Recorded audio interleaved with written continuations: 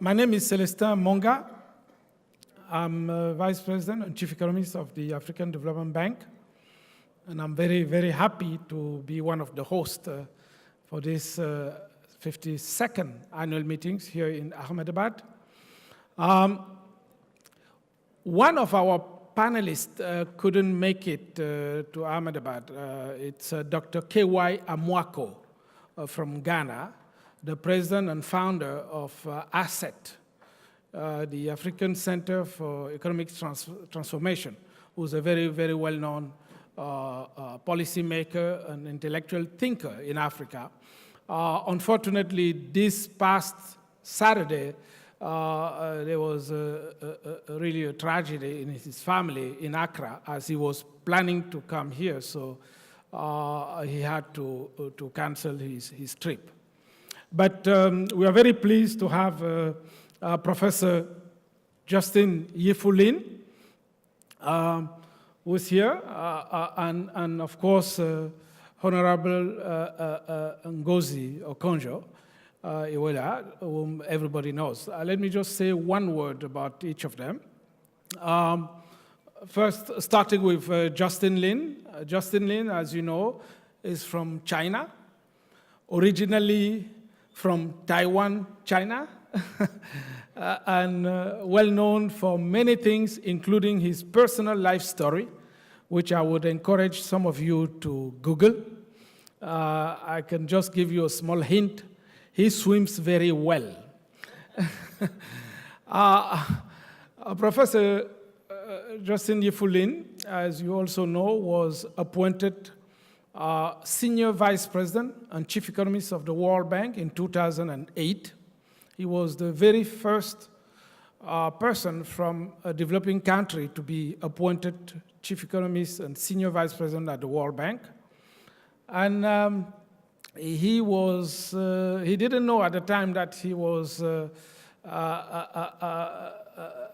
sent to an assignment which was almost mission impossible, because his appointment obviously coincided with the terrible global financial and economic crisis, and he basically had to manage it, at least from the World Bank's perspective. And I was very lucky at the time to be an advisor to the Senior Vice President and Chief Economist of the World Bank, and to witness all this. He's just an extraordinary economist, somebody who always thinks out of the box, despite the fact that he's a PhD from Chicago. So it's almost contradictory, but here he is. So very, very happy that he's here. In recent years, he's been also a very sought-after advisor to many important many countries in the world and many important policymakers. I can tell you for a fact that, and I think I'm not betraying any secret here, that at least 2 African presidents, head of states, sitting head of states, have been talking to me and to us in recent months to try to get an appointment with this man. And his schedule is busy full for the next 12 months. He can't even find a day to travel to one of these African countries. So that tells you the value that high-level policymakers around the world give to his thoughts. I also personally would like to thank him, because among the many bosses that I've had in my life, certainly nobody has taught me as much. And I've been very privileged, very lucky to work with 5 World Bank chief economists and be advisor to 5 of them. And I can just tell you that Justin stands out because of his very practical way of looking at issues. When there is a problem, he never tells you what the textbook says. He looks at the problem like an engineer, and then he tells you what are the potential solutions. And amazingly, he's always right. So I'm very, very happy he was able to make it here today. And of course, Ngozi is Ngozi, right? It's impossible to even pretend that you want to introduce Ngozi. Cameroonians like myself have big egos, but not big enough to pretend that they will introduce Ngozi. Let me just say that she was, of course, managing director at the World Bank, and she's been a top economic and finance minister in Nigeria. I would even say several times. And she's certainly one of the most important, influential policymakers in the world. And I'm frankly just humbled that she would find a few minutes to come here and react to some of the things that Justin and I would say about our book. So our book is called Beating the Odds, Jump-Starting Developing Countries. This is the very, very first event where we talk about it and where we launch it. And I'm very sorry to say we don't even have a copy of the book. In fact, I have not yet seen it. I know it's been released. Justin just brought to me a few minutes ago a copy of the Chinese version of the book, which has just been published. But I have a few language skills, but not yet in Mandarin. So, but the cover is beautiful. That's what I can tell you about the Chinese version. But before you go out, there will be flyers with some background information on the book. And certainly anybody who wants to know more can Google the book. And Princeton University Press has done a great job by putting a link and also giving you the entire introductory chapter of the book, which is on the website. So you can download the introduction and have a good sense of the content of the book. So let me stop here this lengthy introduction and just say, Justin is going to talk for about 15 minutes about why we wrote the book and whatever he wants. And I will try to jump in for another 10 minutes or so. And then Minister Ngozi will react to whatever she wants to say about our thoughts. And of course, we're going to try to remain on time so that you can go to the next session on time. But we'll try to take a couple of questions after the presentations. So, Justin?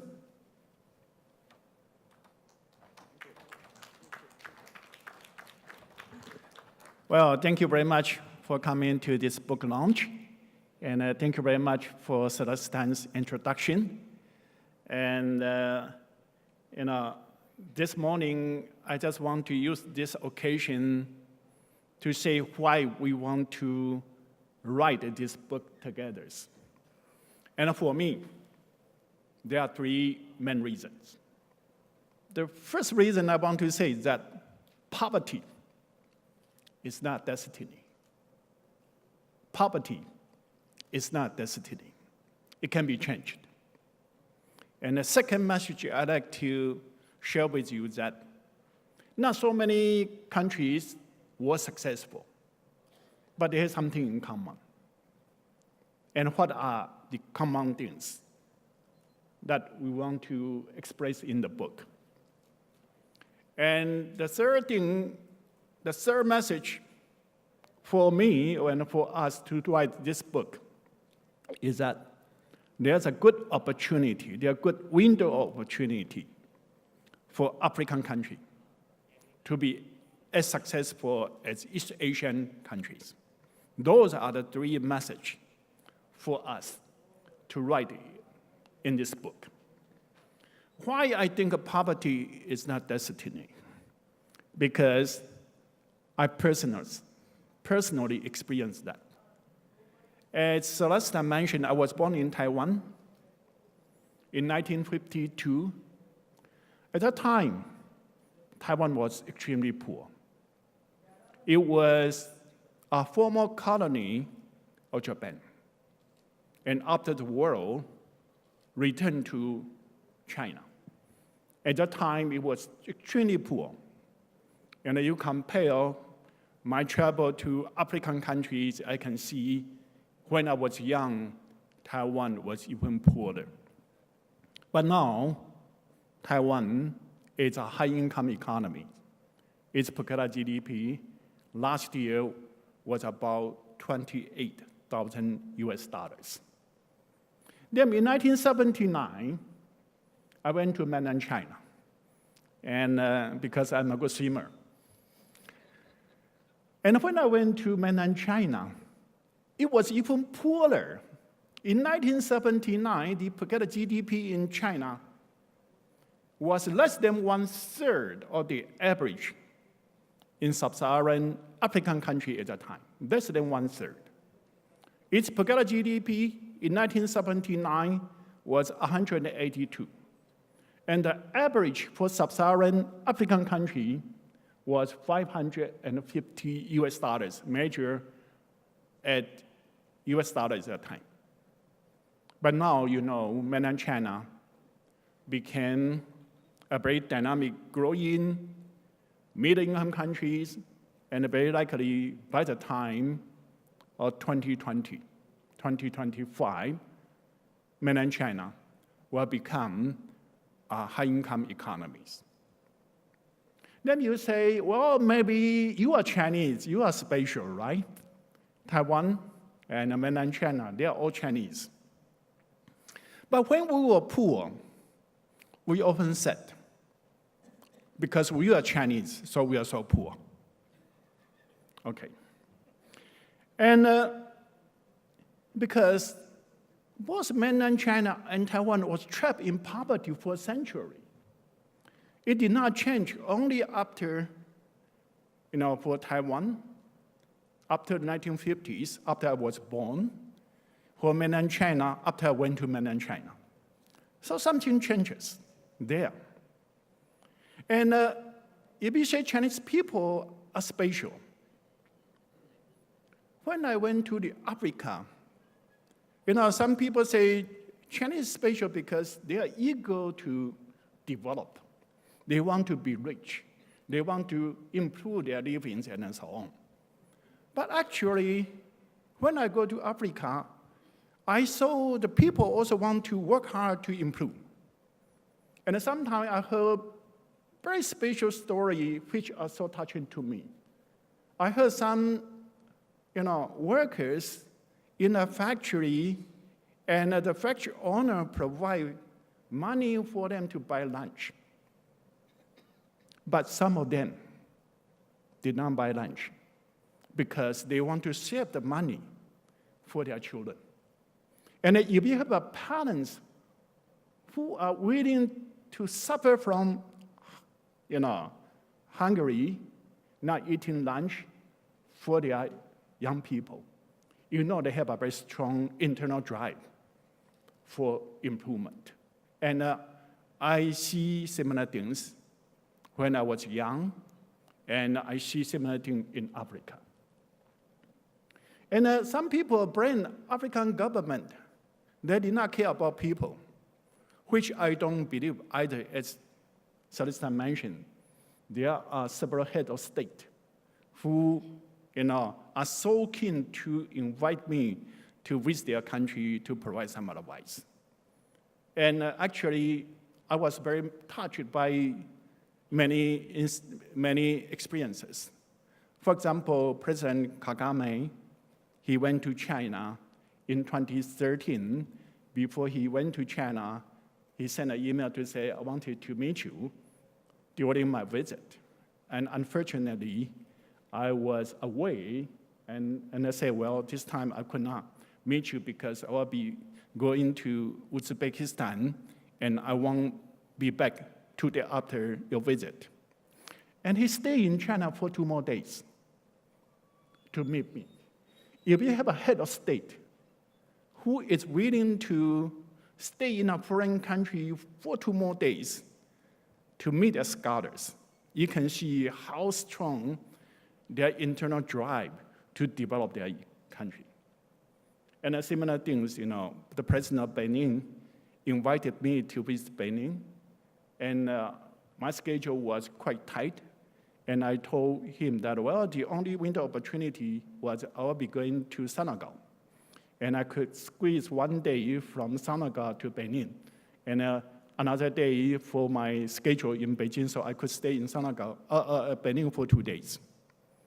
And after he received my message, he immediately said, okay, certainly we welcome. To save time, we send a charter flight to take you from Senegal to Benin. But what really touched me was not the charter flight. During my proposed time to visit Benin, he was officially visiting Europe. He interrupted his trip to come back from Europe to meet me in Benin for 1 day. If you have the head of state who are willing to interrupt the official trip to come back to meet as scholars, you can see how strong that they wanted to develop their economies. So I think the people understand. The people understand. It's not because the Chinese people are special. I think all the people, they all wanted to develop their economies. And, but the successful country were, not so many. And according to the statistic we know, in the post-World War II, there were about 200 developing economies, and by the time of 2008, only 2 moved from low income to high income. One was Korea, the other one was Taiwan, China. Perhaps by the time of 2025, the mainland China will be the third one. And in the 1960s, there were 110 middle-income economies, and by the time of 2008, 13 moved from middle income to high income. And among these 13 middle-income economies moved all the way to high income, 8 were European countries surrounding West Europe, or oil-producing countries. And the other 5 were Japan and Korea, Taiwan, Hong Kong, Singapore. So certainly, not so many countries were able to really be successful in catching up. And there are many ways to generate or to generalize their experiences of success. Like the Growth Commission report, mentioned the 5 status facts: openness, macro stability, high saving, high investment, and proactive government, and also market economies. And then my way of summarize that these few successful economies, from what I see, they have 3 things in common. One is that they did not follow mainstream ideas. They have their own ideas of development. And the second one is that they all have pragmatic and proactive government. And the third one is that they all capture some kind of window of opportunities in transforming their economies. Like in the successful East Asian economies, they did not follow the mainstream idea of import substitution in the 1950s, 1960s, up to 1970s. They adopt certain kind of export promotion. They did not develop large scale or modern, steel industry or car industry immediately. They started with small scale, labor-intensive industry at the beginning. So that's one of their special features. And in the 1980s, most of the developing countries were in transition from government growth to the market-oriented economies. And the main idea at that time was Washington Consensus, try to remove all the distortion created by the government, simultaneously with some kind of structural therapy. But if you see a few successful transition economy, like China, Vietnam, they adopt certain kind of dual-track, gradual approach in the transition. And this kind of dual-track, gradual approach was considered as a wrong approach at that time, but they were successful. That's one thing. And although they did not follow the mainstream ideals, but actually their practice reflects certain kind of idea that we can learn. Like in the 1950s, 1960s, they developed those kind of labor-intensive traditional sectors. Actually, that was consistent with their competitive advantages.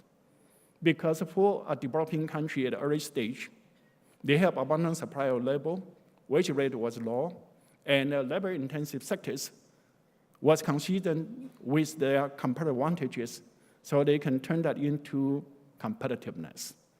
And then try to develop import substitution and modern large-scale industry, which went against their competitive advantages. And those kind of industry, because went against their competitive advantages, unless the government protect them, they cannot develop.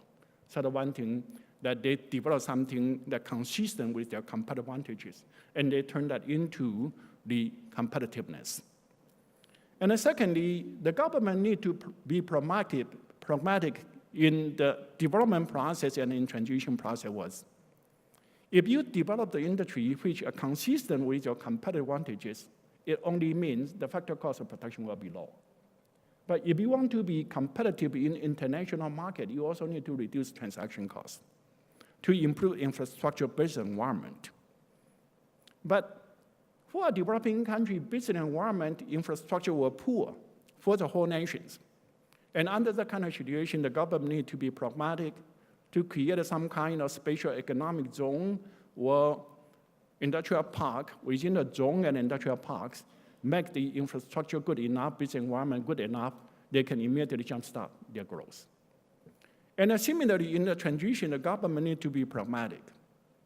Because for the transition economy, they inherited many large-scale industries, which were in sectors which went against their competitive advantages.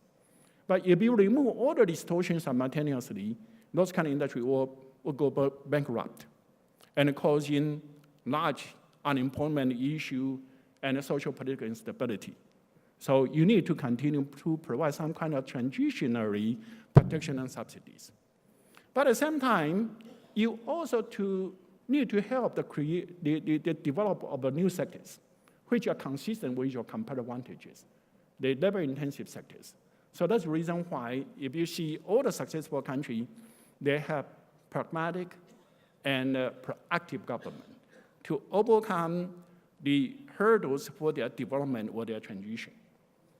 And they also have something in common. That is, economic development is a process of structural transformation, from agrarian economy to modern industrialized economies, but they are transformation all started with capture some kind of window opportunity of global relocation of light manufacturing. Like Japan in the post-World War II periods, they started with the development of labor-intensive textile, garment, simple electronics. And in the 1960s, if you look into the successful East Asian economy, Korea, Taiwan, Hong Kong, Singapore, they also captured the window opportunity of rising wage in Japan, and Japan lost the competitive advantage in those kind of light manufacturing, and then they developed those kind of light manufacturing. And for the mainland China, similarly, in the 1980s, that the East Asian dragons, their wage rate rose. They lost competitive advantage in the light manufacturing. And China, in the 1980s, started to develop those kind of export-oriented light manufacturing and allow the sector to create huge number of jobs and absorb the out-migration of labor force from the rural areas. So those are something I found in common for all the successful economies in transforming from the poverty to a successful, dynamic, growing country. And I think that if the developing country today can follow these ideals, I think that they have opportunity to be as successful. And for example, if you look, the most successful African country today, I would say Mauritius. And in the 1970s, when they started to transit from the import substitution strategies to export-oriented strategies, they all started with, similarly, that a dual track. setting up special economic zone. At the beginning, they did not change much of their domestic distortions. And secondly, they also actively to attract the relocation of labor-intensive industry from Hong Kong, from Taiwan, and utilize their large supply of labor force, and they were successful. And similarly, we are having this conference in Gujarat, and when Modi was the chief minister of Gujarat for 14 years, he adopted similar strategies: infrastructure, and export orientation, and investment promotion to attract the relocation of that manufacturing to Gujarat. And with that strategies, he achieved 14 years of average 10% growth for 14 years. And then recently, Ethiopia, following similar ideals, then Ethiopia, just like the African economic forecast outlook indicate, it is likely to grow at about 8% per year, even though the global economy was not so rosy. So by this, I think that every country will be able to grow dynamically if they follow this kind of more pragmatic idea to develop their economy according to their competitive advantages and to capture the window opportunity of global relocation of light manufacturing. And for this, in many occasions I mentioned, China is on the stage of losing competitive advantages in its export-oriented light manufacturing. And China is such a huge economy. In the light manufacturing, China currently employs 85 million jobs. And I think within 10 years of time, China will lose the competitive advantage in those kind of sectors. And it will open up the opportunity for African countries as well as many other developing countries to kickstart their industrialization. And in this book, we try to use all kind of empirical evidence story to demonstrate African countries can be as successful if we follow the right ideas. Thank you very much.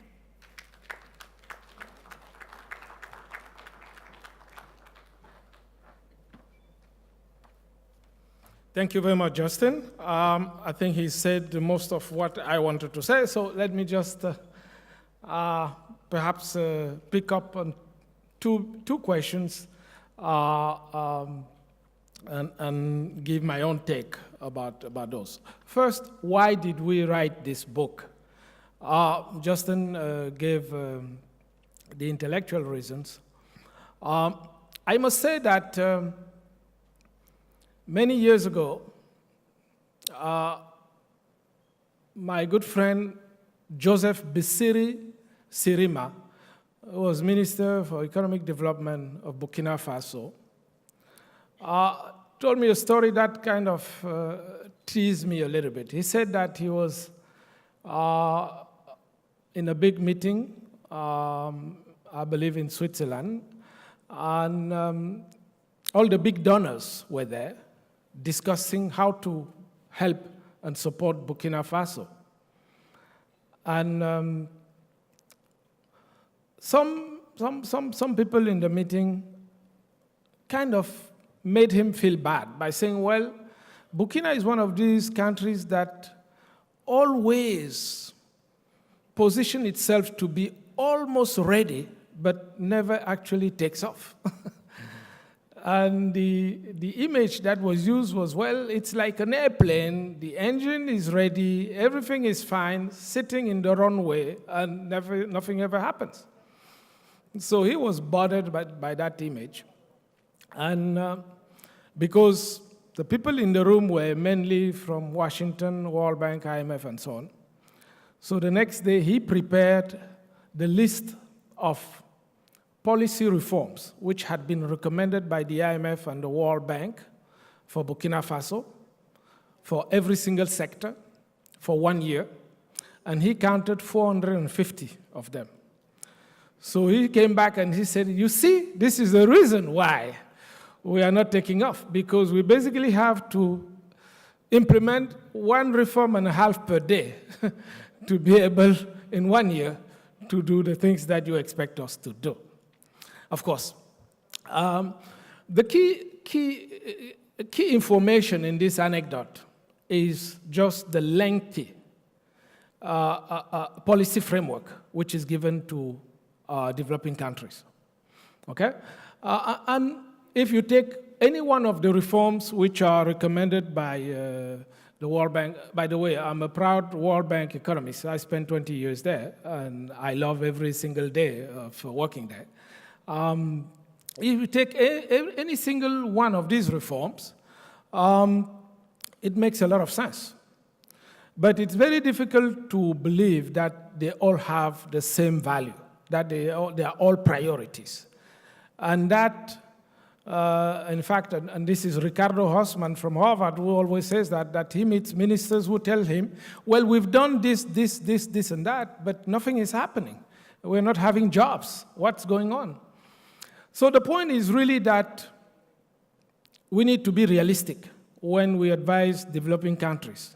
We need to understand the context, the political context that they are facing, the social context, the administrative capacities that they have. We need to be able to tell countries to do things that are actually doable in the time frame that they have as policy makers. Okay? I come from a country, Cameroon, where we change governments very often. So if you are a minister of finance, you know that your political horizon is, if you're lucky, maybe 2 years. So if somebody shows up from Washington and gives you 450 reforms to do, you probably think that that person smokes something illegal, right? So we really need to think about what is critical, what is essential. And some people like Danny Roderick and Ricardo Hausmann, with the so-called growth diagnostic, have been going into that direction. But what I really wanted to do with Justin was to look at economic history and to go back hundreds of years and to see how countries actually got out of poverty. Because there's something that we tend to forget. For 1,400 years, the entire world was poor. There was no rich country. Every single country on the planet was poor for 1,400 years. We need to forget that. So income per capita here in Ahmedabad, even though it might not have been called Ahmedabad at the time, is the same as in Washington, whether it was called Washington or something else, or in Kinshasa, Congo. And then something happened with the Industrial Revolution. And a few group of countries, as Justin have said, kind of took off, but a very small group.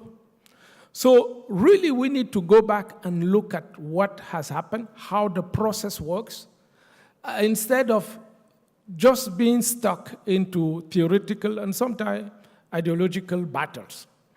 So when you do that, when you step back, you realize something stunning. First, countries always start growing in very poor environment. Let me say this again. Sustained growth, dynamic growth, always starts from very poor business environment. So the whole notion that you need to first improve your business environment before you can start growing dynamically is completely misleading and certainly doesn't fit with any economic experience. You go back to what happened in the US, to Europe, certainly China, one of my favorite examples. When Deng Xiaoping became the head of China in 1978-9, China, as he reminded us, had an income per capita which was 1/3 the average of sub-Saharan Africa. Okay? It was like 20% the income per capita in my beautiful Cameroon, 1980. Okay? Now, people will say, well, that was China. China had everything. Well, we did some research. Let's see, infrastructure. What was the quality of infrastructure in China in 1979? You would be shocked. In 1979, China had a total of railways of 2,800 kilometers. The entire country of China in 79. That's less than Zimbabwe and Mozambique today. Okay? Now, you may say, well, maybe it was not physical capital, maybe it was human capital. Well, we look into that too. Now, that's a more difficult area to measure. But if you first step back and you remember that in 79, when Deng Xiaoping came on board, colleges and universities in China had been shut down for 10 years by Chairman Mao. You may have forgotten that. So it's very difficult to believe that human capital was really excellent after the country had gone for 10 years without colleges and universities. But in any case, we look at some of the data, people who quantify human capital, looking at human capital as it's quantified. Now, you may not believe the numbers, but that's what we have. UNDP does that, but not only UNDP, many researchers in academia, they are very careful computing this. And you can see that in 79, 1980, human capital indicators in China were certainly no better than many other developing countries, many African countries. I compare with Algeria, even Ghana, countries like that. So if it was not the amount of physical capital and it was not the amount of human capital, what was it? Now, people come up with all kinds of stories. Our point is, it doesn't actually matter. Growth always starts from very poor environment. So that's one of the key messages in our book, and we document it. So the fact that, Burundi or Sao Tome or the Democratic Republic of Congo may have poor business environment, it's certainly an indication that they have work to do. But it is not an indication that they cannot grow by 10%. So the key is really to find the formula for generating growth in these poor, suboptimal business environment. And that's what we've tried to do in this book. Now, I will not tell you more because you might not buy the book, right? So I need to remind myself that you guys need to at least look at the book. But let me just say that to conclude and give the floor to Minister Ngozi, we really need to be very pragmatic in our policy advice. And there are certain instruments which can be used, which have been used not just in China, but throughout history. And the only one I will mention here, which we all know about, is the industrial parks. Okay? When Deng Xiaoping created the first 4 industrial parks, special economic zones, I visited some of them in China, and I was told that, in fact, 3 of them didn't work very well, but one worked. And Deng Xiaoping, being Deng Xiaoping, he said, well, I need to understand what's going on. So explain to me why this one is working and others are not working, and let's fix the problem. We all seem to know this, but in many African countries and in many developing countries, there have been special economic zones which have been created. We have counted about 4,000 or 5,000 of them around the world currently, out of which 3,000 are actually operational. But of course, many of them don't work. But we never dig deeper to ask ourselves, why is this one working and why is the other one not working? We've tried to come up with a criteria to explain under which conditions an industrial park works. I mention industrial parks because I personally prefer them to special economic zones. Industrial parks are just specialized special economic zones. There are special zones, special economic zones for one industry. And it's much easier for a poor country with limited means to do an industrial park than to have a special economic zone. Because in a special economic zone, you accept firms, companies from all sectors. And each one of them shows up and asks for a particular type of infrastructure, a particular need, which the government may or may not be able to provide.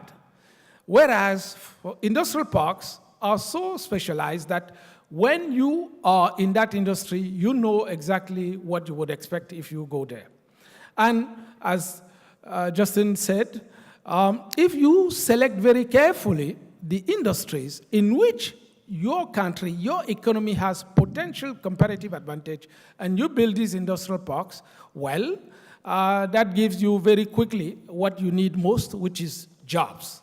And then that creates a very positive dynamic. So there are several chapters in the book that elaborate on this. So let me stop here, and I hope that I've given you at least a little bit of appetite for looking more carefully at the book. So, Minister Ngozi?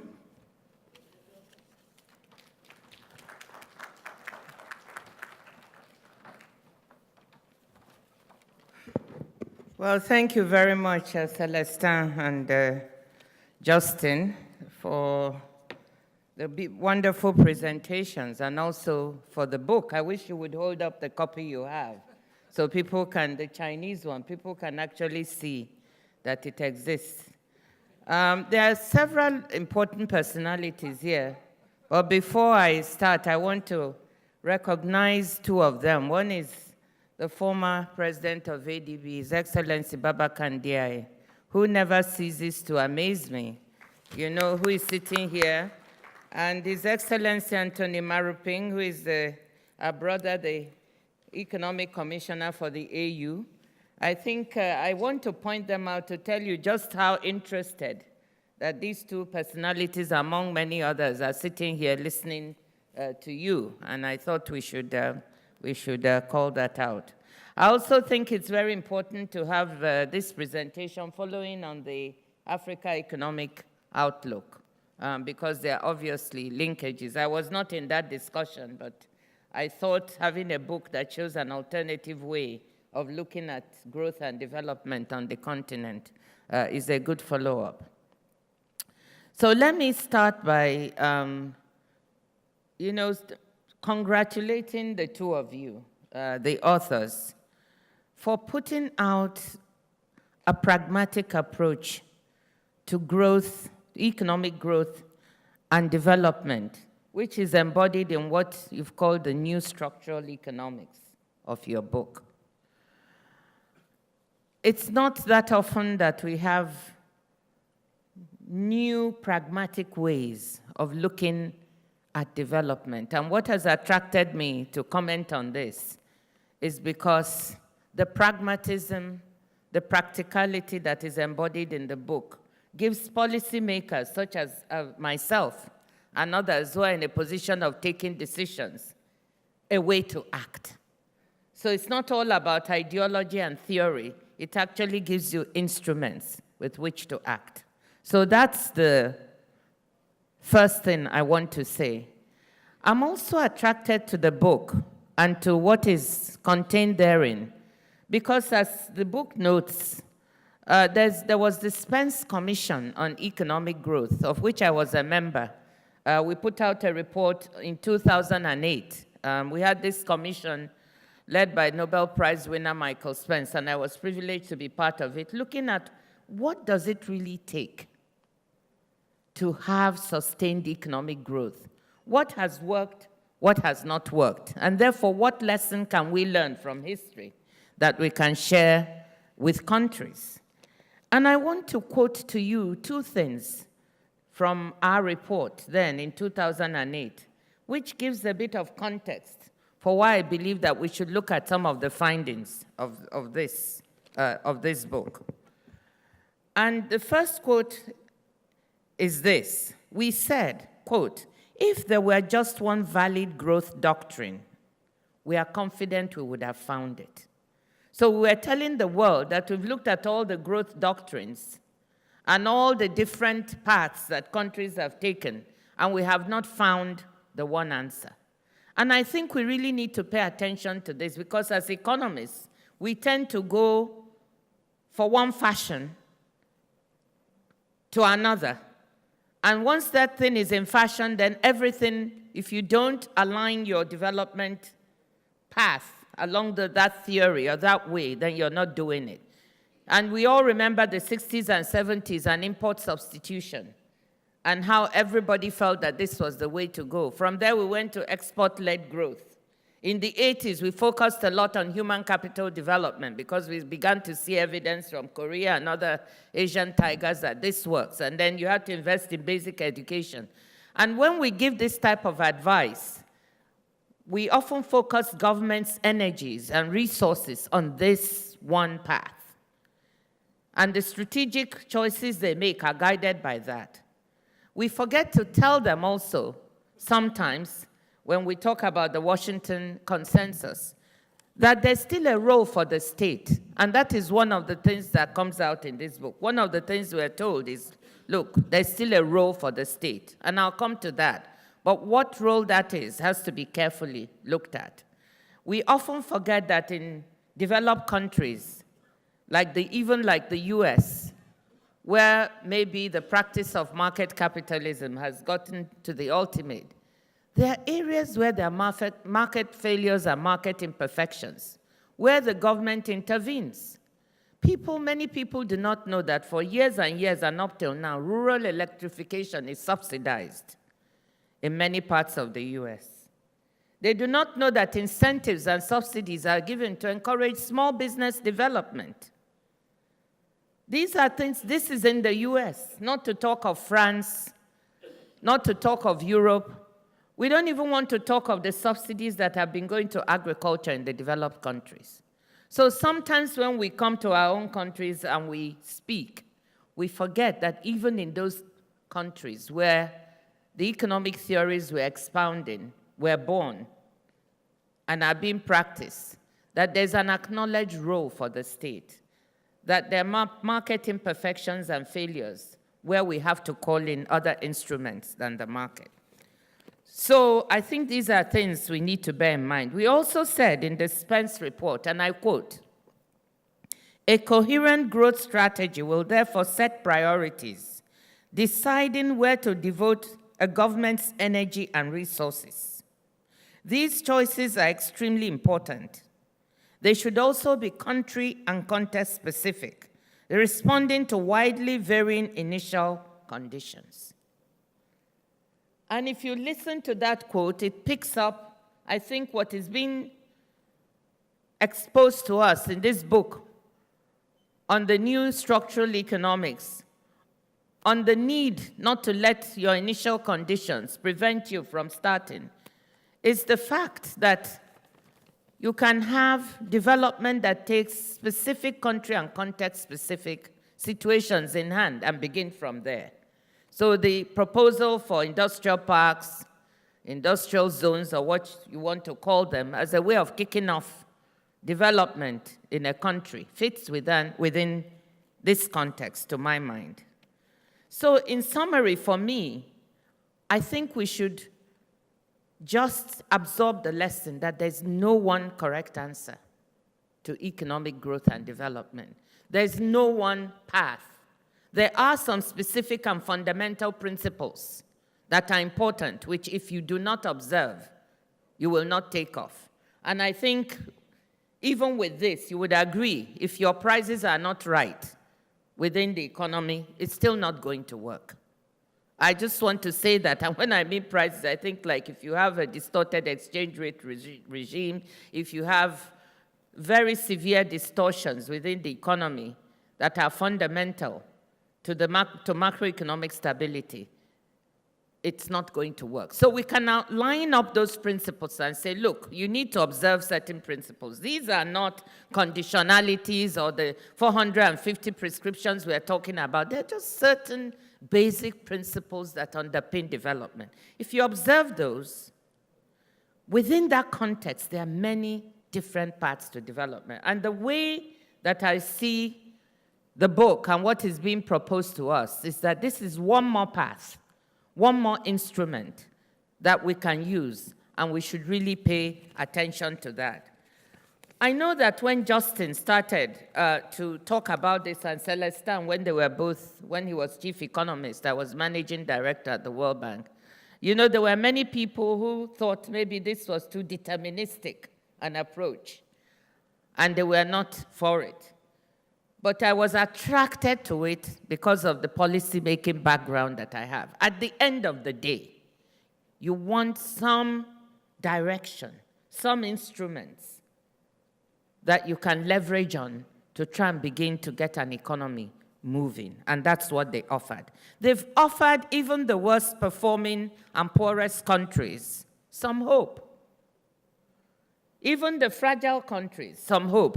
By saying, look, you don't have to get it all right at once. You have to get some fundamentals right, but based on that, you can take a very pragmatic approach. You can begin to develop an island of excellence somewhere within your economy and go from there. And use the lessons you learned from that island to restructure the rest of your economy and drive it. So that's the fundamental lesson that I think we learned from that. And that's the first point I really want to drive home. We need not wait. I think then, having said that, the fact that we need not wait, that we can take instruments, we also have to learn the lessons that follow from that. One of the things we need to be careful about is that the new structural economics is not misinterpreted or misread by policymakers as a call not to reform, as a point that, once you have that island of excellence you're there, you've done your job. And sometimes I'm afraid that it could be read that way. So I just wanted to say today that, look, we need to also get that message through, that this is a beginning. Look at the way China did it. China experimented. It knew that it was running a large economy, could not do everything at once. And it set up those special economic zones to try to see what would happen if it ran this capitalist experiment. It also set up an experiment within the agricultural sector, which was the first sector in the 1980s with which it decided to really do an overall transformation. So we need to constantly remind countries that, yes, this is a start, but that doesn't mean that these islands will translate into an overall transformation of your economy without concerted effort. And that concerted effort means that you still, as I say, have to go back to some fundamental principles, and you have to make certain investments to kick things off in human and physical infrastructure if you want to drive the overall transformation of the economy. So that's one caution that I want us to sound. The second caution I'd like us to sound, and I think the third point I want to make, is to say that even that the new structural economics, to my mind, must be embedded in the new institutional economics. The new structural economics must be embedded in the new institutional economics. What do I mean by that? What I mean is that even with this approach, we must not forget that at the end of the day, institutions matter. And that is one angle I would like the authors, to perhaps stress a bit more than they have. To me, one of the missing big links in our development on the continent is the absence of institutions. And even if you have the buildup of this island of excellence, but you do not develop the fundamental institutions, which is the set of legal and social norms, rules, behaviors, and regulatory systems to run this economy, I don't think you'll be able to have sustained growth and development. And I have my usual, joke that I don't know whether it's a joke or a quiz, that I ask people. I see Brian Pinto smiling. He knows what I'm going to say. I often ask audiences whether they know who the president of Switzerland is. Does anyone know in the audience? Who is the president of Switzerland? Maybe you don't know because they keep switching. I'm not going to tell you, and don't Google either. Roger Federer, you're wrong. You go and find out. You see, nobody knows. Most people in the world don't know, but they are willing to trust their money to Switzerland. They are willing to send their children to finishing schools in Switzerland. Why is that? It is because Switzerland has strong institutions and the rule of law. And nobody even cares who is running the place. On our continent in Africa, it's all about names. Who is the president? Who is the minister of finance? Who is the vice president? Who is this? Who is that? We are so personality-driven. We are not institutions-driven. And having been in government for 7 years now, maybe in two blocks, perhaps the longest-serving finance minister in my country in 2 stints, I've now seen that the fundamental issue is institutions. So within this new approach, I really insist on it, that we have to marry that build-up, because without it, we'll still be left without the basic bedrock on which to build development. This is what Switzerland has. This is why none of us care who is running the place. And maybe the Swiss themselves don't even know who their president is from time to time. So this is what I'd like to say to you on the new institutional economics. Douglas North, the Nobel Prize winner, said, and I want to quote him, "It is polities that shape economic performance because they define and enforce the economic rules of the game." So embedding the new structural economics in the new institutional economics is essential if we want to move forward with this in Africa. Thank you, ladies and gentlemen.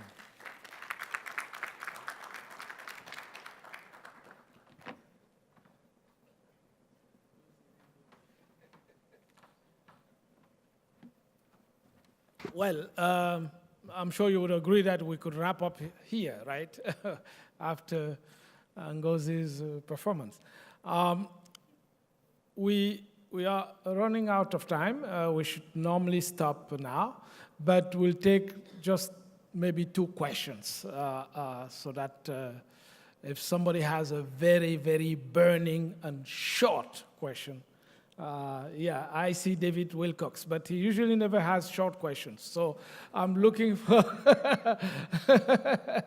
yeah, David, I'll come to you, but any short question and a challenging one, perhaps even more challenging than Ngozi's statement. Yes, maybe in the back. Is there a microphone in the room? And then David. If you could briefly introduce yourself, just your name and affiliation. Hello, my name's Nick Norbrook. I'm from the Africa Report magazine, and these are issues very close to my heart. It seems that the successful industrial policies baked in a market mechanism, a Darwinian market mechanism, certainly in Japan and South Korea. If you couldn't prove your exports, you wouldn't get the subsidized cash. When I look at African countries considering this very powerful tool, I don't see them doing that secondary sort of Darwinian aspect of it. Is there a risk that we embrace industrial policy without looking at what really made them successful, which is including this market mechanism? Thank you. Okay. Maybe any other burning question? Yes, the Warwick professor, and then David. No, please, the microphone. How much importance do you give to visionary leadership, commitment to development by this type of leadership? Thank you. And David? You're right about the question, Celestine. So since we're in India, and since a lot of this is designed for cross-learning between the two, and since I haven't read the book, I will. I would suggest, and I'm interested in your opinion on 2 things. One is, India to me is a prime example of the 3 things that you mentioned. And the actual example itself was when Sam Petroda went to Rajiv Gandhi, this is 40 years ago, and sat in front of him and said, I need $35 million. I'm going to take that $35 million, I'm going to connect India to the global telecommunications networks. And if we don't do that, India will stay the way it is. And if we do it, India will change. And it was not what was being recommended, and it was taking total advantage of comparative advantage, including English-speaking capability. And I would argue that $35 million is the best development investment per dollar in the history of the world, before or since. So to me, if it's not in your book, you have a sequel now, and this would be the lead example. So it's interesting then to ask, should we be paying attention to the fact that India just instituted the largest financial innovation disruption in the last 3 decades, which hasn't been mentioned at this conference as far as I know. They had rooms full of McKinsey consultants who studied all the financial innovation technology in the world, all the blockchain bullshit. And what did they do? They gave everybody an ID, they gave everybody a free bank account, and then the Prime Minister did something that no economist and no leader and nobody anywhere in the world would have suggested that he do. It would have never been on those 450 lists. He invalidated 3/4 of the currency in the country overnight without any warning to the whole country. I mean, there's nothing that even remotely compares to it. So scale is the reason he did it. It was the only way to scale what he needed to do. So I'm really curious about your thinking and how it applies to the issue of scale, since we have this actual example of the country that we're in studying all the alternatives and concluding it couldn't get to scale any other way than doing something so outrageous that it shocked the world. Thank you. Justin? I'm only the moderator when it comes to questions. The first one about industrial policy, certainly for developing countries, it would be desirable. And for a developed country, certainly industrial policy is also desirable. But industrial policy, a lot of them were not successful. So we need to learn from the successful one and the unsuccessful one. Just like Growth Commission report, try to analyze why some country were successful, some country were not successful. From what I see, the successful industrial policy in general try to facilitate the sector which the country has latent competitive advantages. And I try to turn those kind of latent competitive advantage sectors to become competitive advantage of the country.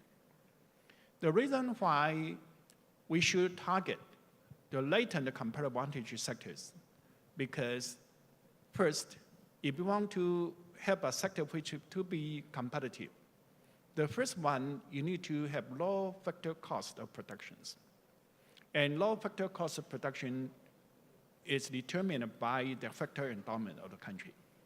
And so you try to identify the sector which you have this kind of factor endowments, and your factor cost of production can be low in international comparison. But the competition in the international markets is total cost, including the transaction cost. That's related to the infrastructure, related to the business environment, and so on. But in a developing country, in general, infrastructure is not good enough, business environment is poor, and you need to help a state to create some kind of special economic zone or industrial park to reduce the transaction cost by improving infrastructure and also business environment. And if you can do that, this kind of industrial policy will be very successful, can create quick wins in any kind of environment, including like Ethiopia. If you look into the business environment, according to the World Bank, it ranked about 133 in the world, very low. And the infrastructure, it is a landlocked country. Overall, the nation infrastructure is very poor. But by the approach I just described, identify the right sectors and identify the right location and improve the hard infrastructure and business environment within that kind of enclave. Immediately, you can jumpstart the export-oriented business quickly. So industrial policy will be desirable, but need to be right industrial policies. Leadership certainly is also important, because if you're in a developing country, as I mentioned, infrastructure is poor, business environment is poor, everything is so poor. But how to jumpstart?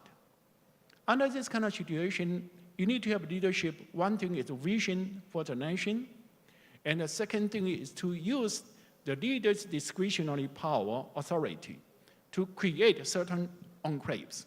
Within that enclave, you can jumpstart immediately, and if you can jumpstart, have a quick wins immediately, you can change the perception about the nation, the confidence of the people, of the leadership, and it will generate more resources for further reform, as Ngozi mentioned. At the end, you need to improve the institution for the whole nation. But you cannot wait until the institution in the whole nation will improve to develop economy. So that means you need to start with something, and that requires leadership to do it. Vision and the implementation capacity to mobilize the limited resources under his command to create success, to change the perception and confidence of the country. Then the last one, India's. I mentioned a little bit about Gujarat under Modi, and he was very successful in Gujarat by the right ideals, right implementation, and successfully turned Gujarat to have 14 years of average 10% growth, as good as China. And now, he becomes the prime minister.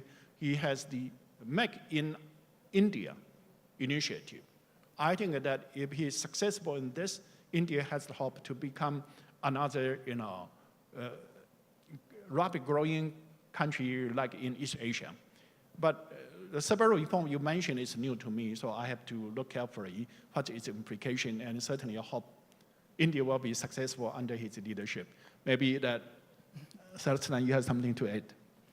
No, not much. I just think that, I don't get into anybody's politics. I'm Cameroonian, so I know Cameroon politics is very complicated, so I would not get into Indian politics. But I would say that what Prime Minister Modi has been trying to do is certainly something which we believe is right, okay? This amazing country, India, is the mecca of the world for IT engineering, okay? And this has led many people that I really admire, including colleagues of mine, former colleagues of mine at the World Bank, to develop this notion that you can actually jump from agriculture into modern services, and that you don't have to do industry. And that industrialization is something of the past. Okay, and there have been books from people that I really respect a lot making that point. Now, let me tell you why I think that they are wrong. And some of these people happen to be excellent, great Indian economists. Well, here in India, whenever I show up here, I go to Bangalore, I go to places where the IT people are striving, I just ask them one question. How many jobs do you think have been created by the IT sector in India? Both directly and indirectly. Because, vibrant IT sector, of course, generate all kinds of jobs in other industries. And there are actually very good estimates which have been done here in India. And the largest IT corporate association here in India is called NASSCOM. And they compute these numbers very carefully. Now, they will tell you that both directly and indirectly, the IT sector in India has produced 10 million jobs. That's their estimate. Okay? Well, that sounds like a lot, except that you remember that India is a country of 1.2 billion people, so that's a labor force of roughly 600 million people. So if for a labor force of 600 million people, You create 10 million or even 20 million jobs. That's a lot, but that's still really a drop in the bucket. Okay? And the reason why it's very, very difficult to jump from agriculture into modern services is that the kind of modern services where you have high productivity require skills. Okay? Otherwise, you're going to be trapped into low productivity, informal sector type of services, which may help you a little bit with poverty, but doesn't simply have the kind of strong mechanism for growth.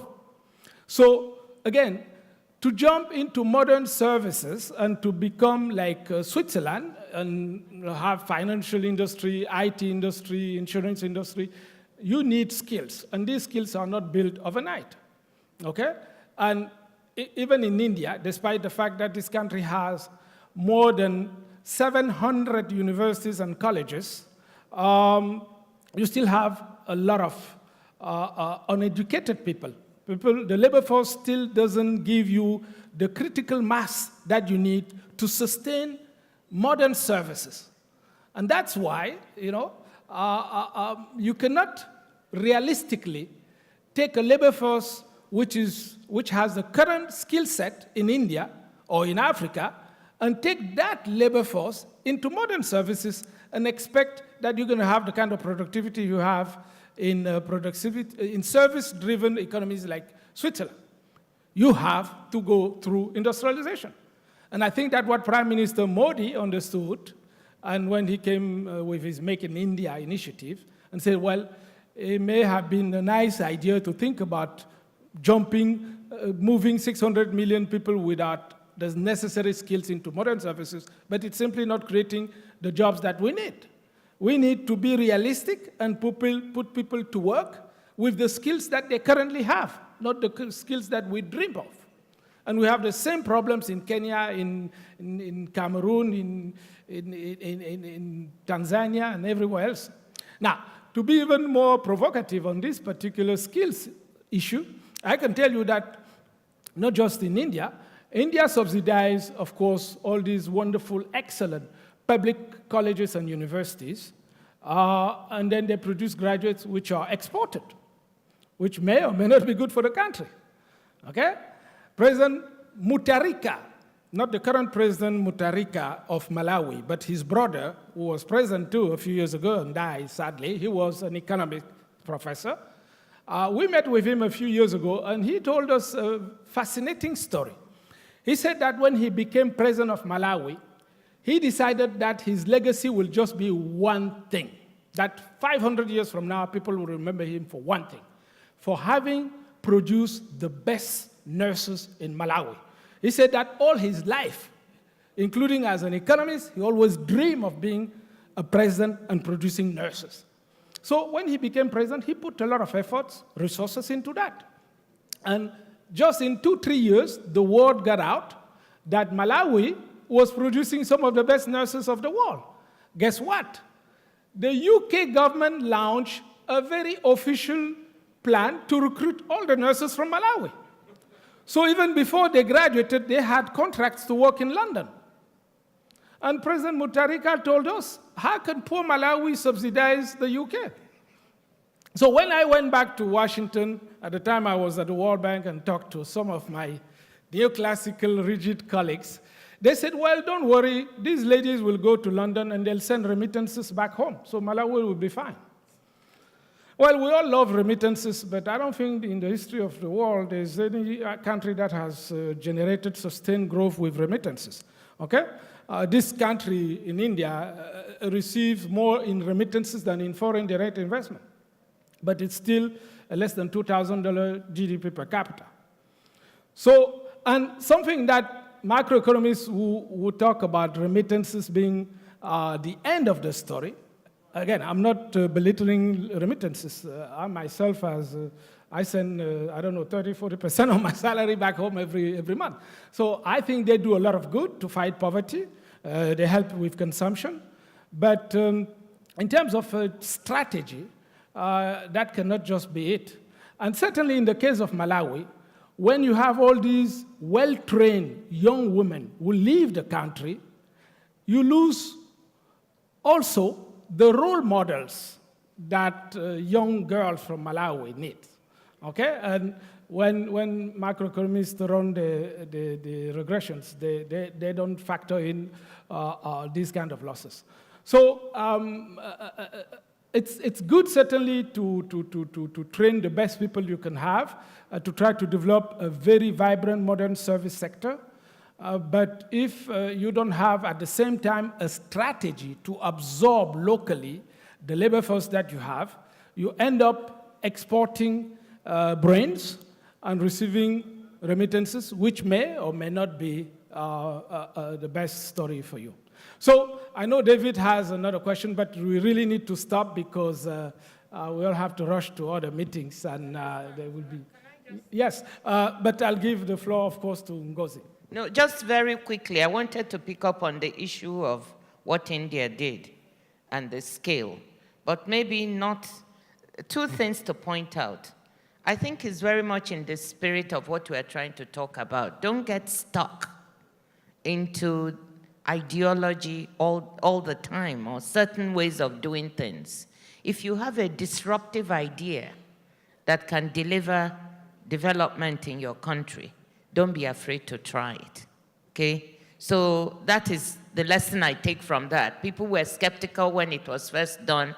It caused quite a bit of hardship in certain ways, but at the end of the day, it has settled that it was disruptive. Second, this whole thing was built on what I call one of the new digital pieces of infrastructure or institution, the ID card that has been issued. With that ID card and the chip, India is going to be able, Prime Minister Narendra Modi will deliver many types of things that will be very beneficial to development, including transfers, government to people, transfers, government to business, because people have these ID cards with this chip. I think what we should be thinking about in our African ways, how can we do this? We started in my own country. I believe that if people have this identity with the chip, we had a partnership with MasterCard. There are so many things you can do with this basic infrastructure. And the last point is scale. You can scale. I think that's crucial. Many of the things we do in development are done I'm getting tired of it now. It's this experiment, this project, this pilot, and we never get to the scale we need. But finally, also remember that, yes, we're in India, and we've got, one of the things we need to bear in mind is sometimes getting the structural change we need, even when we have islands of excellence, takes time. In India, we've got the Bangalore and the corridor. But there are also parts of India, there was just a New York Times article, where people don't know about the internet and the telephone, and where, the internet doesn't work as fast or as quickly as we would like it, whether it's in our hotel or in this venue or whatever. So I'm saying that, these things also need transformational strategic direction to make them pervade the entire economy. So let's take away the right lessons as Africans from what we see here. I think there's a lot to learn. Thank you. Well, thank you very much. Thank you. Great audience. And I'm sure you have 20 other things to do, including lunch. If I could just perhaps ask the photographers to come and take a quick picture of the panel. Thank you.